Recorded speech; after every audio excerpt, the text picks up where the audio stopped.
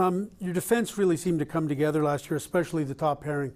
Healthy Klefbom, which he didn't have 2 years ago, and might have explained why he only had, 70 points that year. And obviously Larson, after the trade for Taylor Hall. That really became, for you guys, a battle-tested #1 pairing. I know you don't want to do your touchdown dance at the 10-yard line or the 50-yard line even. But when you made the trade for Larson for Hall, there were a lot of people who said, man, you didn't get nearly enough and what have you. And there's still some people who say, Klefbom drives it, whatever. Bottom line though, do you feel at all vindicated that you selected a defenseman who maybe not a lot of people said on a 1-for-1 situation with Taylor Hall is the right guy, and you had a relatively successful season with him at the forefront of a top pair?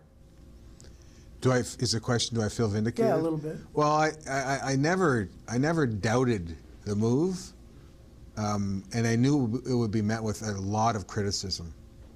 So, and a lot of it was tough to take over time, but I'm happy for Adam because he's shown what a player he can be, and he'll be better than what he's done too. You know what? Vindication? No, not really. Like I talk to Ray about this trade all the time. It's like it helped both of us. So it's one of those rare hockey trades.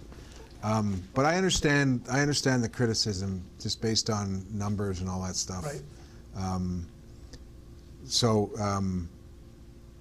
I mean, I guess it was nice to see that the people saw what we saw eventually. Obviously, you don't have Andre Sekera to start the season, ACL. How long is he going to be out? Do we know? At least 2 or 3 months? It could be anywhere between November and February, end of November and February. That big a gap? He's ahead of schedule, I'm told. So. Right. And he's in very good shape. So. How significant is it to lose him, especially, as you said, 2 years ago, up and down adjustment season. Last year, really fit in well playing alongside Russell. It was significant. It was significant. Last year we thought about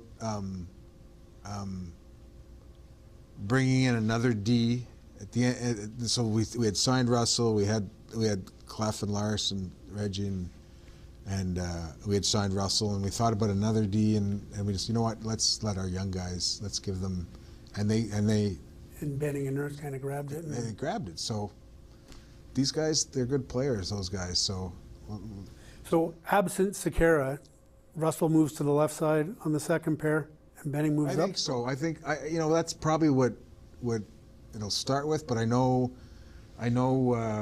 we had Darnell up at a point in the playoffs. He had a pretty good game, if you remember. Right. We moved him up, so he's got that capability too. So I know there's a couple of combinations that Todd's been playing around with. Have you ever come across a player like Chris Russell, who there's a greater spread between what the analytics community says about him and what people who just watch the game are like him? Never. It's funny. He's a lightning rod in analytics, and he's made such a difference to our D, and maybe it's just unique because we needed a little mobility, and we needed some kind of escapability, outlet passes, and the whole competitive side to his game is pure gravy, and we knew that we would be getting that. But you know what? He just doesn't put up the numbers and that these analytics group want, and I joke about it with him, but he's What do you say to him? Well, it's when we finalized his deal, I don't know, we were just like, hey, Russ, now you got to deal with this analytics group another 4 years with us or something like that. I can't remember, but I'm not poking fun at the analytics because it's a very useful tool, and it's something that we look at quite a bit. You're a Harvard guy. Well, yeah, but are you going to go to Sloan? I have gone a couple of times, but I'm probably going to send someone from our group. With Russell, and I used this last year at some point. We had an exit stat, not an entry, an exit stat. So defensive zone. It's basically it's like an outlet pass. Yeah. From our analytics software that placed him in the top 4 or 5 players in the league.